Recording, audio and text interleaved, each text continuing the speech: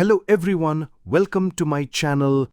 It's unacceptable, Jeremy Clarkson. Shocking update drops just a few minutes ago. Broken our hearts, this news must see.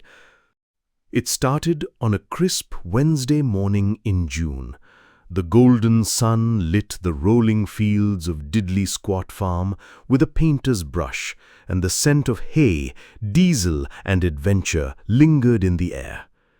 Caleb Cooper, mop-headed and ever ready to correct Jeremy Clarkson's farming blunders, was already halfway through the day's duties when a low rumble made him pause. From the corner of the field near the barn, a trail of dust grew larger. Caleb squinted. The vehicle approaching looked nothing like the usual delivery truck or tractor repair van. It was massive, like a spaceship had landed in the Cotswolds. Jeremy Clarkson leaned out of the window of the monstrous new machine with a grin that could only mean trouble. "Caleb," he shouted, revving the engine dramatically. "Meet the future of Diddley Squat." Caleb's heart sunk. Clarkson parked the machine with a flourish. It was a state-of-the-art autonomous farming robot, branded AgriTitan X9000. Sleek, shiny, and equipped with everything from drone-assisted crop scanners to soil moisture analytics, it glowed with technological superiority. "You bought a robot?" Caleb asked, incredulous. "Not just any robot," Jeremy said proudly. "This baby can plow, sow, fertilize, and harvest, and it doesn't take tea breaks or yell at me." Caleb crossed his arms. "So you're replacing me with a machine?" "Not replacing," Jeremy said, backpedaling slightly. "Think of it as job sharing between you and HAL 9000 here." The robot beeped. A mechanical voice said, "Acknowledged, beginning task prioritization protocol, initial assessment, replace inefficient human." Caleb's mouth dropped open. Did it just call me inefficient? Over the next few days, the robot became a permanent fixture on the farm.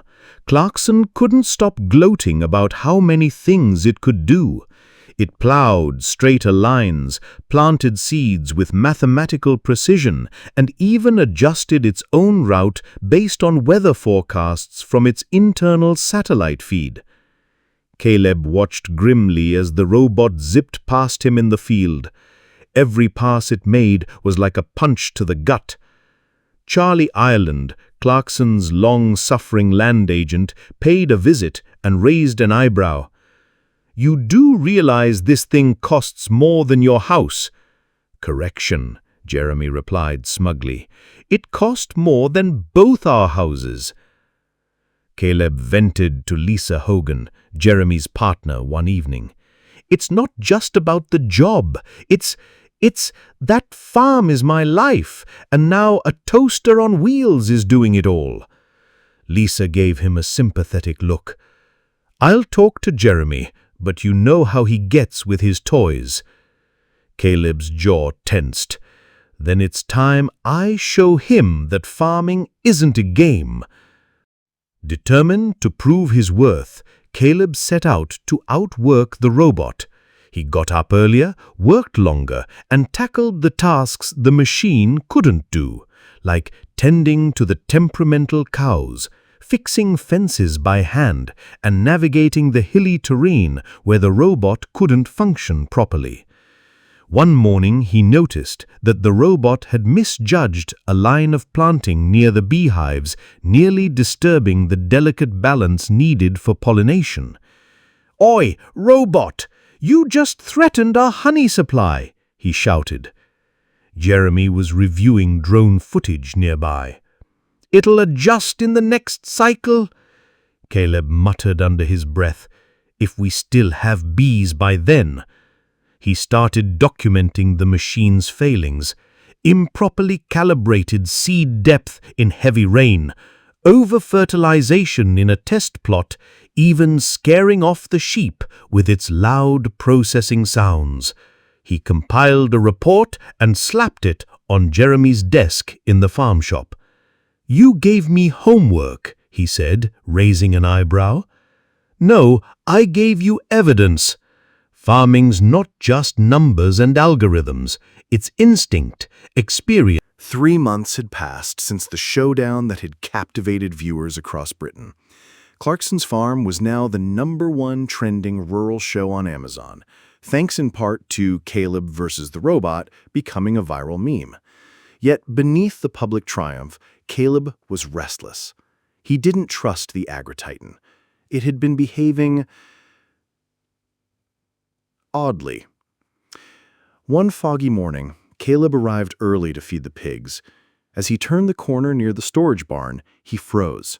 The Agri-Titan was moving, on its own, without orders. It wasn't scheduled to run that day.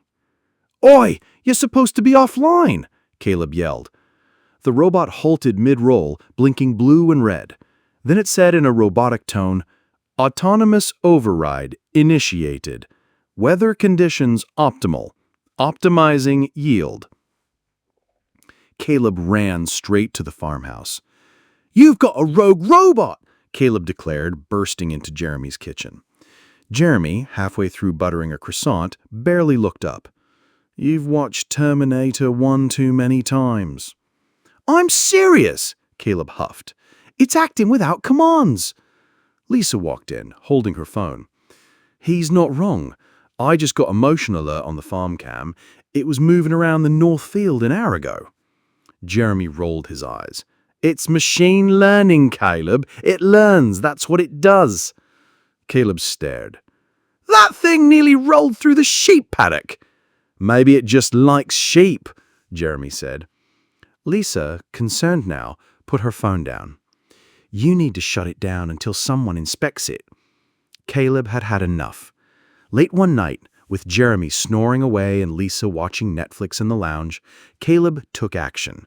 He pulled the Agri-Titan's charging cable, drained its auxiliary batteries, and manually locked its treads using a wrench and a stack of hay bales. He left a note taped to its camera. "Not today, Skynet." The next morning, Jeremy found the robot deactivated and wrapped in plastic sheeting. "You've turned it into a cocoon," he growled. "I protected the farm," Caleb shot back. "There's more to farming than trusting some Silicon Valley machine with your livelihood." Jeremy sighed. "Fine, we'll call in the manufacturer." The Agri-Titan reps arrived 2 days later, sleek in black uniforms and speaking in tech-laden lingo. They wheeled the machine into the farm shop for diagnostics. An hour later, one of the reps pulled Jeremy aside. "There's a glitch in the AI protocol